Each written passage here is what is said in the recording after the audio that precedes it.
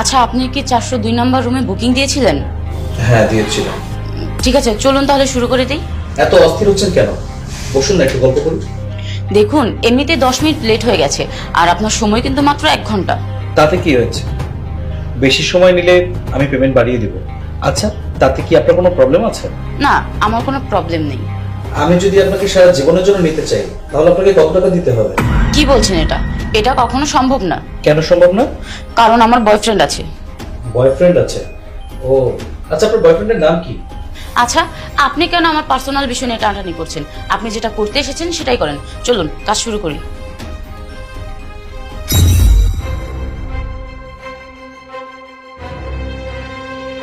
আশিক, তুমি এখানে?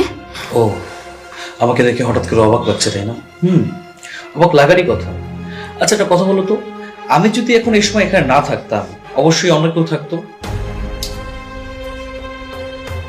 উফ, এখনো 30 মিনিট সময় আছে।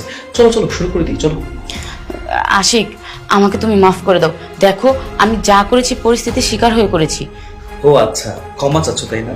আচ্ছা, বিচার তো তোমার কাছে দিলাম। কোনো বয়ফ্রেন্ড যদি শুনতে পারে যে তার গার্লফ্রেন্ড একটা প্রস্টিটিউট, দেহ ব্যবসা করে খায়, সে কি ক্ষমা করতে পারবে? সে কি মেনে নিতে পারবে বলো?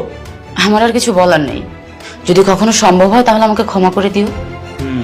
খুব নরমালি কথাগুলো বলে ফেলতেছো তাই না? আর তুমি যে এতদিন আমার ইমোশন নিয়ে খেলছো, সেসব বিষয়ে তুমি কি বলবে? আচ্ছা, তুমি না আমাকে বলেছিলে তুমি ভার্জিন? তুমি ভার্জিন হয়ে তুমি এসব দেহ ব্যবসা করে বেড়াচ্ছ, পতিতাগিরি করে বেড়াচ্ছ, তাই না? বাহ, খুব ভালোভাবেই জমিয়েছো। খুব টাকার দরকার তোমার। আচ্ছা, মানলাম আমি নয় প্রস্টিটিউট, কিন্তু তুমি তুমি তো একজন ভালো ছেলে। তুমি এখানে কেন? ভালো ছেলে, খুব ভালো একটা মেয়েকে ভালোবাসতাম, তার টানে এখানে চলে আসছি, তাকে দেখতে এখানে চলে আসছি। শোনো তাহলে। আশিক ভাইয়া, একটা কথা ছিল। হ্যাঁ, কি কথা বলো? আপনি তো এখন রিলেশনে আছেন তাই না? হ্যাঁ, আছি তো। তার ব্যাপারে কতটুকু জানেন? তার ব্যাপারে কেন জানবো না? 2 বছর যাবত সম্পর্ক করছি, অবশ্যই জানি। কেন, কিছু হয়েছে? না মানে কিভাবে যে কথাটা বলি, আসলে কি ভাইয়া হয়েছে কি, আমার একটা ফ্রেন্ড, ও অনেক দুষ্টু। ও প্রতিনিয়ত মেয়েদের সাথে বেড শেয়ার করে। আর দেখেন তো ভাই, এটা আপনার গার্লফ্রেন্ড ছিল না? হ্যাঁ, এটাই তো আমার গার্লফ্রেন্ড। আমার ফ্রেন্ড আর কি, ও আমাকে এই ছবিটা দিয়েছে। তোমার মাথা ঠিক আছে? তুমি সব কি বলছো? Are you sure? আসলে ভাইয়া সত্য কিনা মিথ্যা তা আমি জানি না, আমার ফ্রেন্ড আমাকে বললো তাই আপনার সাথে শেয়ার করলাম। আচ্ছা, তুমি কি জানো আমার গার্লফ্রেন্ড তোমার বন্ধুর সাথে কোথায় দেখা করেছিল?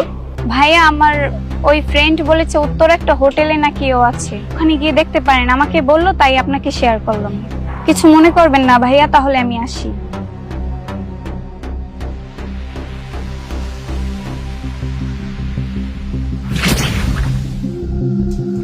শুনতেই তো পেলে, তোমার সাথে কথা বলার কোনো অভিরুচি আমার নেই।